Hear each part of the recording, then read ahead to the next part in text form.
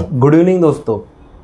Vedanta super speciality hospital Nagpur की तरफ से मैं डॉक्टर पृथ्वीराज निस्ता ने आपका इस पब्लिक हेल्थ अवेयरनेस इनिशिएटिव में स्वागत करता हूं। दोस्तों, क्या आपने या आपके घर वालों ने किसी ने या किसी दोस्तों या रिश्तेदारों में किसी ने महसूस किया है कि आपके या उनके हाथ पैर बहुत दर्द करते हैं या पूरे शरीर में दर्द होता है? ऐसे लक्षण आमतौर पे काफ़ी बार महसूस किए जाते हैं, परंतु हम इस पे ऊपर ज़्यादा ध्यान नहीं देते हैं और अपनी ज़िंदगी में आगे बढ़ते हैं। परंतु क्या आपने सोचा है कि ऐसा क्या बीमारी हो सकती है, ऐसी क्या तकलीफ़ हो सकती है जिसके कारण पूरे शरीर में दर्द होता है या हाथों पैरों में हर तरफ दर्द होने लगता है? दोस्तों, इसका एक गंभीर कारण ऑस्टियोपोरोसिस हो सकता है। तो आज बात हम करेंगे इस विषय में, ऑस्टियोपोरोसिस, जिसे एक साइलेंट किलर भी कहा जाता है। सबसे पहले हम इस शब्द का मतलब जानेंगे। ऑस्टियोपोरोसिस, ऑस्टियो मीन्स बोन मतलब हड्डियाँ, और पोरोसिस मतलब कमज़ोरी। तो आम भाषा में अगर बोलना चाहे तो ऑस्टियोपोरोसिस मतलब हड्डियों की कमज़ोरी को बोला जा सकता है। अब इसे साइलेंट किलर क्यों कहते हैं ये हम जानते हैं। साइलेंट मतलब बिना किसी आवाज़ के। जिन किसी को ये बीमारी होती है तो आमतौर पे शुरुआत में किसी तरह के लक्षण नहीं दिखाई देते हैं। ये बीमारी धीरे धीरे शरीर में घर करती है, धीरे धीरे शरीर में फैलती है, परंतु मरीज़ को किसी तरह के लक्षण नहीं दिखाई देते हैं। तो इसीलिए इसको बोलते हैं साइलेंट। और किलर क्यों कहते हैं? क्योंकि दोस्तों ये काफ़ी ख़तरनाक बीमारी भी हो सकती है, क्योंकि शरीर की सारे हड्डियाँ इसमें कमज़ोर होती है। Right from your cervical spine, dorsal spine, lumbar spine, spinal canal से लेके हाथों पैरों की हड्डियां तक इसमें कमज़ोर होती है। और जब पूरे शरीर की हड्डियाँ कमज़ोर होती है तो आगे चल के इसमें कुछ खतरनाक लक्षण दिखाई देते हैं, जैसे कि हाथों पैरों में दर्द होना, चलना फिरना नामुमकिन होना, बार बार फ्रैक्चर होना, और ये मल्टीपल कारणों से जान का भी खतरा हो सकता है। इसी कारणों से इस बीमारी को, ऑस्टियोपोरोसिस को, साइलेंट किलर भी कहा जाता है। तो इसको इग्नोर नहीं कर सकते हैं। हम देखते हैं कि ये होता क्यों है, ऑस्टियोपोरोसिस होता क्यों है। इसका सबसे बड़ा या सबसे महत्वपूर्ण कारण है बढ़ती उम्र। 40-45 के बाद हड्डियों की कमज़ोरी आना आम बात है। स्पेशली लेडीज़ में मेनोपॉज के बाद या जेंट्स में एंड्रोपॉज के बाद जो हार्मोनल इम्बैलेंस होते हैं 40 या 45 के एज के बाद, उसके कारण हड्डियों में कमज़ोरी आना, हड्डियों का वीकनेस चालू होता है। दूसरा इसका कारण है न्यूट्रिशनल प्रॉब्लम्स। खाने पीने में अच्छी तरह से खाना पीना अगर नहीं खाते हैं तो विटामिन डी और कैल्शियम की कमी होती है, जिसके कारण भी हड्डियां कमज़ोर होना चालू होती है। तीसरी चीज़ अगर मैं कहूँगा तो वो है इनएक्टिव लाइफस्टाइल। मतलब एक अच्छे से एक्सरसाइज या एक्टिव लाइफस्टाइल अगर हम नहीं रखेंगे, रेगुलर एक्सरसाइज व्यायाम नहीं करेंगे, तो भी हड्डियों का जो काम है वो कम होता है। और जब किसी चीज़ का काम कम होता है तो वो अवयव कमज़ोर होने लगता है। वैसे ही हड्डियों पे अगर प्रॉपर स्ट्रेस ना आए, उनको अगर हम अच्छे से काम ना दें, तो हड्डियाँ या बोन्स कमज़ोर होती है, which again leads to osteoporosis. तो ये उसके प्रमुख कारण हैं। इसके लक्षण क्या है, कैसे हम इसको पहचानते हैं? जैसे कि मैंने पहले बताया कि शुरुआती के स्टेज में ये बिल्कुल लक्षण विरहित होता है, किसी तरह के लक्षण दिखाई नहीं देते हैं। परंतु जैसे जैसे बीमारी आगे बढ़ती है वैसे वैसे कुछ खास लक्षण इसके दिखाई देते हैं, जिसमें से सबसे इम्पॉर्टेंट मैं कहूँगा जनरलाइज बॉडी एक, मतलब पूरे शरीर में दर्द होना। आपने किसी को कहते हुए सुना हो कि मेरे पूरे शरीर में दर्द होता है, सिर से लेके नीचे पैरों तक दर्द होता है। तो ये एक ऑस्टियोपोरोसिस का खास या स्पेसिफिक लक्षण है, पूरे शरीर में दर्द होना। क्योंकि पूरे शरीर की हड्डियाँ कमज़ोर होने से पूरे शरीर में दर्द होता है, किसी एक हिस्से में नहीं बल्कि पूरे शरीर में, दोनों हाथों में, दोनों पैरों में, कमर में, मनकों में, हर तरफ दर्द होता है। तो ये ऑस्टियोपोरोसिस का एक लक्षण है। दूसरा इसका लक्षण है बार बार फ्रैक्चर होना। कभी कभी आपने देखा होगा कि घर में गिरने से भी किसी को फ्रैक्चर होता है। ये भी हड्डियाँ कमज़ोर होने का ही लक्षण है। तीसरा इसका लक्षण है हाइट कम होना। दोस्तों, आपने देखा होगा कि जैसे जैसे उम्र बढ़ती है वैसे वैसे हमारी हाइट या ऊंचाई जो है कम होने लगती है। जिनकी हाइट पहले 5 फीट 5.5 फीट होती है, बुढ़ापे में उनकी हाइट 4.5-5 फीट तक आती है। क्योंकि ऑस्टियोपोरोसिस के कारण जो मल्टीपल फ्रैक्चर्स, काफ़ी सारे छोटे छोटे फ्रैक्चर्स होते हैं हमारे मनकों में या हड्डियों में, जिसके कारण हमारी हाइट कम होती है। स्टूपिंग पोस्चर, आपने देखा होगा किसी किसी का जो पोस्चर है, या कोई दादाजी, नाना जी, दादी जो चलती है तो झुक के चलते हैं, उसका कारण भी ऑस्टियोपोरोसिस ही है। ऑस्टियोपोरोसिस में उनके मन के इतने कमज़ोर हो जाते हैं कि उनकी हाइट कम होती है और उसका कर्वेचर चेंज हो जाता है, जिसके कारण उनको झुक के चलना पड़ता है। तो ये सारे लक्षण ऑस्टियोपोरोसिस में दिखाई देते हैं। सबसे ज़रूरी है क्या क्या मैंने बताया, पूरे शरीर में या आधे हिस्से में दर्द होना।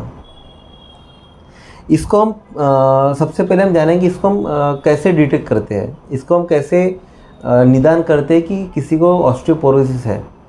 तो इसके दो तीन तरीके से हम पता कर सकते हैं। सबसे पहले तो जो खास लक्षण मैंने बताया कि पूरे शरीर में जिनको दर्द होता है, वो ऑस्टियोपोरोसिस का एक स्पेसिफिक लक्षण है।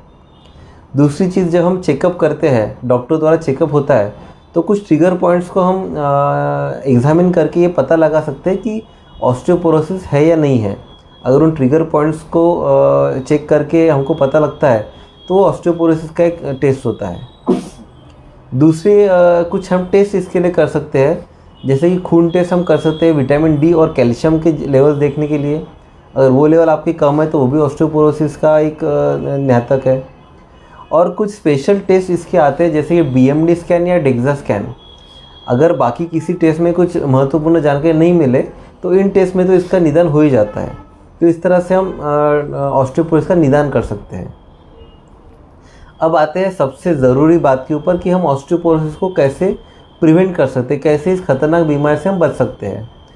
केवल 5 पॉइंट का अगर हम ध्यान रखेंगे तो अपने आप को हम बचा सकते हैं। सबसे पहले तो आपका डाइट प्रॉपर होना चाहिए, आपका खान पान न्यूट्रिशनल सबसे ज़रूरी है। किसी ने मुझे कहा कि अगर आपके डॉक्टर आपके खान पान के बारे में ध्यान नहीं रखते तो वो कुछ ढंग के डॉक्टर नहीं है, और मैं उनके बात से पूरी तरह से सहमत हूँ। हर डॉक्टर को आपके खान पान के बारे में ज़रूर जानना चाहिए, क्योंकि आधे से ज़्यादा बीमारियाँ आपके खान पान या लाइफस्टाइल से रिलेटेड होती है। तो खाने पीने में हम किस तरह की चीज़ों का ज़्यादा प्रयोग कर सकते हैं ताकि हमको ऑस्टियोपोरोसिस ना हो। कुछ चीज़ें जो ज़्यादा मात्रा में आप लोग को लेना चाहिए वो है मिल्क एंड मिल्क प्रोडक्ट, जैसे कि डेयरी की चीज़ें, दूधजन्य पदार्थ।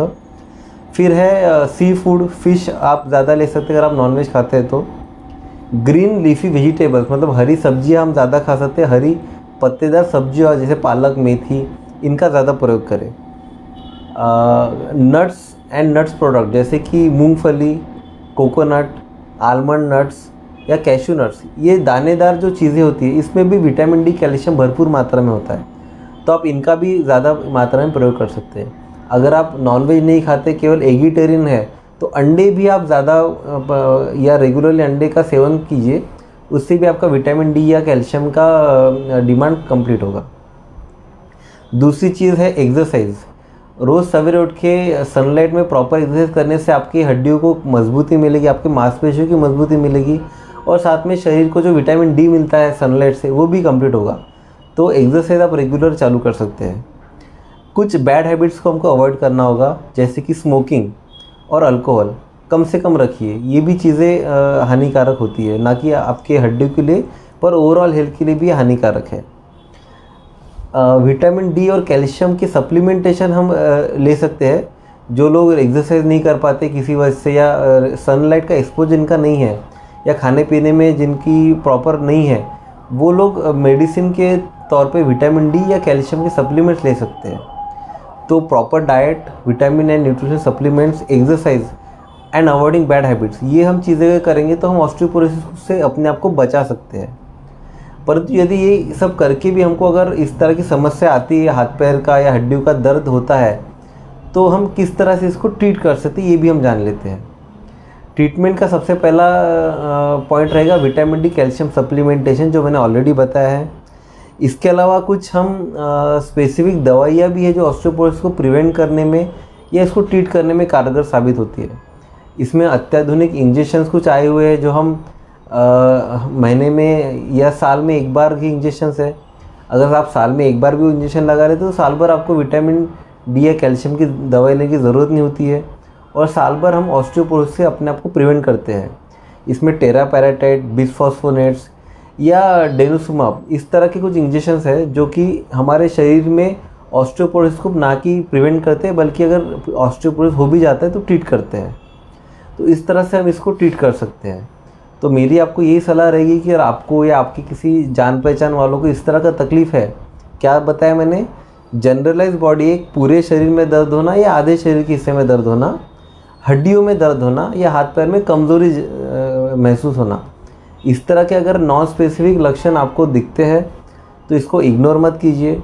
जल्द से जल्द आप अपने डॉक्टर की सलाह ले सकते हैं और इस खतरनाक बीमारी को बढ़ने से बचा सकते हैं, क्योंकि हेल्दी पर्सन से ही बनेगा हमारा healthy India. Thank you. Sir, इस विषय से जुड़े कुछ हमें सेशन में क्वेश्चन आए हैं। ऐसा एक क्वेश्चन है कि is it common in young age? देखिए, पहले के ज़माने में यंग एज में ये चीज़ें कॉमन नहीं थी, ऑस्टियोपोरोसिस वाज नॉट कॉमन। परंतु आजकल जो हमारा एक अनहेल्दी लाइफस्टाइल हो गया है काफ़ी लोगों का, एक्सरसाइज ना करना, डाइट पे प्रॉपर ध्यान नहीं देना, स्पेशली जो यंग वर्किंग लोग हैं उनको एक्सरसाइज के लिए टाइम नहीं मिलता है, खाने पीने का समय उनका बराबर नहीं होता है। तो ऐसे केसेस में, और सनलाइट का एक्सपोजर काफ़ी कम हो गया है, इंडोर काम ज़्यादा है, आउटडोर वर्क बहुत कम होता है, तो ऐसे लोगों में ऑस्टियोपोरोसिस का प्रमाण बढ़ते हुए जा रहा है। तो हाँ, it is being common nowadays in young patients also, young age also. Sir, और एक लास्ट सवाल है इसमें कि मेल फीमेल में ऐसा कोई कंपैरिजन इसमें होता है कि मेल में ज़्यादा है, फीमेल में ज़्यादा?